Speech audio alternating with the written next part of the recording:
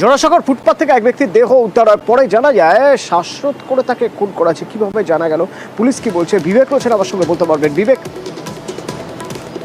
হ্যাঁ দেখো অতনুদা, গতকাল রাত্রি 11:05 নাগাদ জোড়াসাঁকো থানাতে একটি ইনফরমেশন যায়, যেটা জোড়াসাঁকো পুলিশ থানা সূত্রে জানা যাচ্ছে যে এমজি রোডের উপরে একটি হোটেল সংলগ্ন ফুটপাতে সেখানে একজন ব্যক্তির অচৈতন্য দেহ রয়েছে।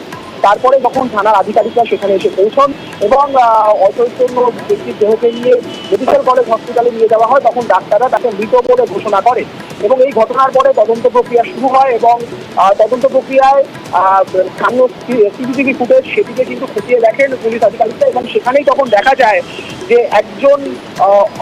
একজন কোনো ব্যক্তির সঙ্গে মৃত ব্যক্তির ধস্তাধস্তি এবং এটি শ্বাসরোধের মতো একটি ভিডিও ফুটেজ দেখা যায়। তখন আরো বিস্তারিত তদন্ত করা হয় এবং সেই সময় মোহাম্মদ সরফরাজ নামের একজন সন্দেহভাজন ব্যক্তিকে পুলিশ আটক করেছে এই মুহূর্তে এবং এই গোটা বিষয়টিতে তারা তদন্ত করছেন এবং এই মৃতদেহ তার পোস্টমর্টমেরও ব্যবস্থা করা হচ্ছে এবং গোটা বিষয়টিতে যে হোটেলের সামনে ঘটনাটি ঘটেছিল সেই হোটেলের যিনি মালিক রয়েছেন তিনি কিন্তু এই বিষয়ে একটি স্বতঃপ্রণোদিতভাবে কেস ফাইল করেছেন এবং সেই কেসের ভিত্তিতে কিন্তু এই মুহূর্তে তদন্ত চালাচ্ছে পুলিশ।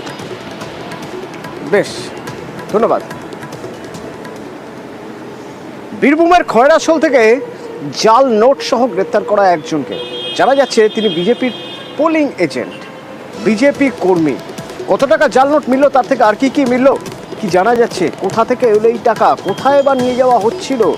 সুপ্রতিম রয়েছেন আমার সঙ্গে, বলতে পারবেন সুপ্রতিম?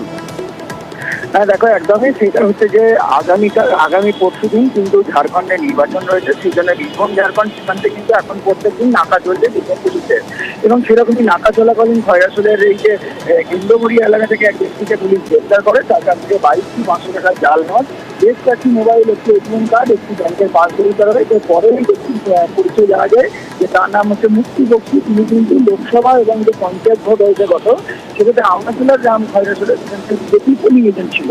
এরপরে কিন্তু তাকে তিনি জিজ্ঞাসাবাদ করেছে আর সেটাকে দিনাজপুর আদালতে তোলা হবে।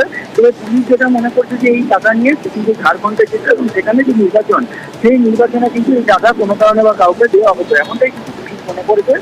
কি বলেছে সুপ্রতিম, যেখানে ঝাড়খণ্ডের নির্বাচন এবং এই খয়রাশোল থেকে খুব সহজেই ঝাড়খণ্ডে পৌঁছে যাওয়া যায়, সেখানে এক বিজেপি কর্মীর থেকে 11টা 500 টাকার জাল নোট, এটিএম, ব্যাংকের পাসবই পাওয়া অত্যন্ত গুরুত্বপূর্ণ তো বটেই। নজর থাকবে আমাদের এদিকে। তার পাশাপাশি আমরা আপনাদের সেই বলেছিলাম না আসানসোলের রায় পরিবারের কথা, আসানসোলের রায় পরিবার, যে রায় পরিবারের বিরাট বড় জমিদার বাড়ি আছে বলে আবাসে তার নাম উঠবে না, যেহেতু পাকা বাড়ি, কিন্তু নামই তো জমিদার। এখন তো সেই বাড়ির ভগ্নদশা, রায় পরিবার থাকে ত্রিপল খাটিয়ে। তো আমরা এই খবর দেখিয়েছিলাম যে এমন অবস্থা, যেহেতু জমিদার বাড়ি রয়েছে, পাকা বাড়ি রয়েছে, সুতরাং সরকারি খাতায় তো তার নাম তোলার উপায় নেই আবাসের খাতায়। তো শেষমেশ কি হলো, ওই ত্রিপল খাটিয়েই থেকে যেতে হবে জমিদার বাড়ির দিকে তাকিয়ে, নাকি কোনো উপায় হবে? আমার সঙ্গে রয়েছে দীপক বলতে পারবে। দীপক, আমরা গতকাল দেখাই যে এই রায় পরিবারের কি অবস্থা, মানে সত্যি তাদের একটা পাকা বাড়ি দরকার, কিন্তু সরকারি হিসেব অনুযায়ী পাকা বাড়ি তার পাওয়ার কথা নয়, যেহেতু একটা পাকা বাড়ি, জমিদার বাড়ি, অত বড় বাড়ি রয়েছে। তাহলে উপায়? দেখো, একেবারে গতকাল আমরা রবিবার এই খবর সম্প্রচার হয় আমাদের চ্যানেলে নিউজ 18 বাংলাতে। এরপরই বিষয়টি নজরে আসে স্থানীয় বিধায়ক বিধান উপাধ্যায়। তিনি জানান কি, এই অসহায় পরিবারের পাশে আমি দাঁড়াবো, ব্যক্তিগতভাবে দাঁড়াবো। সরকারিভাবে যদি আইনি জটিলতায় তাদের নাম আবাস যোজনায় না উঠে আসে, তাইলে ব্যক্তিগতভাবে তিনি এই পরিবারের পাশে দাঁড়াবেন এবং দলগতভাবে সেই পরিবারের জন্যে মাথা গোঁজার একটা বাসার তৈরির ব্যবস্থা করে দেবে। এই আশ্বাস পাওয়ার পর কোথাও না কোথাও আশার আলো দেখতে শুরু করেছে এই জমিদার পরিবার। কারণ বছর 5 ধরে ঠিক একইভাবে তিরপাল খাটিয়ে দিন যাপন করছিল এই জমিদার পরিবার। কারো অর্থের অভাবে একমাত্র তারা পাকা বাড়ি তৈরি করতে পারছিল না, আবাস যোজনায় নাম নথিভুক্ত করেছিল। দেখাই যে কি অবস্থা, যেহেতু জমিদার বাড়ি এবং যেহেতু পাকা বাড়ি, সে বাড়ি ভগ্নদশা হলেও সরকারি খাতায় তাকে কোনোভাবে সরকারি খাতে পাকা বাড়ি দেওয়া যাবে না। তো বিধায়ক আশ্বাস দিয়েছেন বিধায়ক আশ্বাস দিয়েছেন তিনি এই পরিবারের পাশে আছেন। সেই নিয়মের এতে পড়ে গেছে, ওটাতে ধরুন বিডিও থেকে পুলিশ থেকে বিভিন্ন তরফ থেকে প্রতিটি বাড়ি বাড়ি চেক আপ করে তারপর কিন্তু স্যাংশন করা হচ্ছে। কিন্তু যেহেতু সরকারের নিয়মটা লেগে গেছে বিল্ডিং থাকলে হবে না, সেই নিয়মে এনার বাড়িটা পড়ে গেছে। তো আমরা নিশ্চিতভাবে সরকার যেটা করার নিশ্চয় আমরা সরকারিভাবে দেখছি, না হলেও আমরা মানুষ হিসাবে, যেহেতু আমি লোকাল আমার এলাকার মানুষ, নিশ্চিতভাবে আমরা চাইবো আমরা পার্টির পক্ষ থেকে কিছুটা যেটা করার আমরা তাকে চেষ্টা করব। শাসনের খবরে নজর রাখতেই হবে, কারণ খড়িবাড়িতে গতকাল রাস্তায় টায়ার জ্বালিয়ে বিক্ষোভ দেখা হয়। দেহ রেখে, কার দেহ না, এক যুবকের ঝুলন্ত দেহ মেলে। আর এই রহস্যময় মৃত্যুর পর থেকেই উত্তপ্ত হয়ে ওঠে শাসন। এমন অবস্থা হয় যে সেখানে পুলিশ গেলে পুলিশকেও নিয়ন্ত্রণে আনতে যথেষ্ট বেগ পেতে হয়।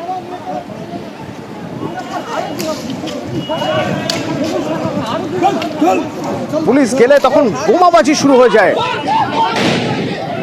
পুলিশ কর্মীরা আহত হন, বেশ কয়েকজন আহত হয়েছেন, 5 জন আহত হয়েছেন।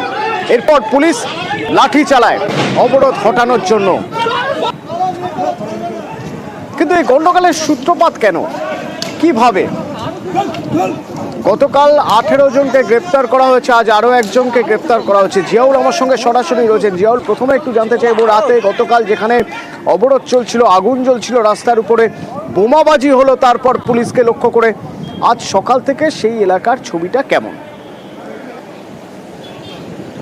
দেখো, এলাকা পুরোপুরি থমথমে বলা যেতে পারে এবং পুলিশ পিকেট বসানো হয়েছে। মূলত যুবকের রহস্য মৃত্যু। কেন বলা হচ্ছে রহস্য মৃত্যু? তার কারণ পরিবার অভিযোগ করা হচ্ছিল এই যুবককে পিটিয়ে খুন করে তাকে ঝুলিয়ে দেওয়া হয়েছে। কিন্তু পুলিশের যেটা বক্তব্য, পুলিশ যিনি বলছেন যে তারা যখন বডি উদ্ধার করতে যায়, মৃতদেহ উদ্ধার করতে যায়, তখন কিন্তু তাকে হ্যাঙ্গিং অর্থাৎ তাকে আত্মহত্যা করেছে। অর্থাৎ ভিতরে যে ঘরের মধ্যে বডি ছিল সেই ঘর ভিতর থেকে লক করা ছিল। ফলে পুলিশের এবং স্থানীয় মানুষের কিছু বক্তব্য, যে পুলিশরা বলছেন যে তাকে হ্যাঙ্গিং করে অর্থাৎ আত্মহত্যা করেছে এমনটাই অভিযোগ। কিন্তু এই আলামিনের পরিবারের স্পষ্ট অভিযোগ তাকে খুন করে, তাকে মারধর করে তাকে ঝুলিয়ে দেওয়া হয়েছে এবং এর পিছনে এক মহিলা রয়েছেন। তার সেই মহিলার সঙ্গে লিভিং অর্থাৎ প্রায় 7 বছরের একটা সম্পর্ক, 7 মাসের সম্পর্ক ছিল এবং তিনি এবং সেই মহিলা এবং এই সোমা মণ্ডল এবং এই আলামিন দুজন একসঙ্গে থাকতেন এবং ভাড়া বাড়িতে থাকতেন এবং সেখানেই রহস্য মৃত্যু, সেখানেই তার মৃতদেহ উদ্ধার হয়। এবং তারপরে কিন্তু তারা বারংবার পুলিশের কাছে আসে, কিন্তু পুলিশ কোনো রকমভাবে অভিযোগ নিতে অস্বীকার করে, এমনটা কিন্তু আলামিনের পরিবারের পক্ষ থেকে অভিযোগ করা হচ্ছে। এবং তারা যখন মৃতদেহ হাতে পায় তখনই তার দেখা যায় শরীরে একাধিক জায়গায় কিন্তু আঘাতের চিহ্ন রয়েছে এবং তখনই তারা জোরালোভাবে বলেন যে পুলিশ কেন আড়াল করার চেষ্টা করছে মহিলাকে। এবং তা নিয়েই কিন্তু খড়িবাড়ি বাজারে তার মৃতদেহ রেখে সেখানে রাস্তা অবরোধ করা, প্রায় 2 ঘন্টা অবরোধ চলার পরে পুলিশ খবর পায়, পুলিশদেরকে বোঝানো হয়।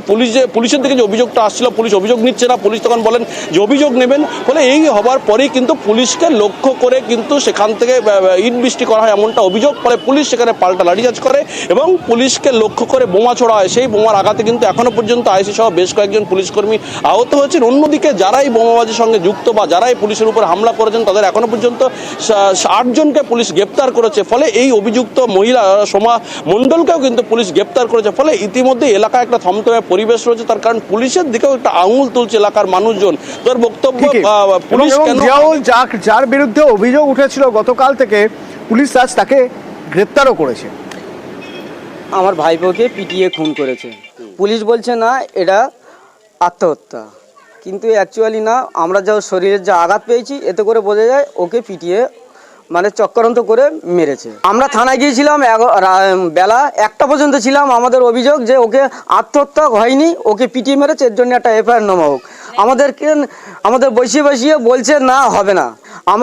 আমরা থানায় গিয়ে বলে এসেছি যে আমার ভাইপোর যদি গায়ে কোনো রকম আঁচড় দেখি আমরা লাশ নিয়ে আমরা রাস্তায় অবরোধে নামবো। এবার ওরা বলছে তোমরা যা করার করো।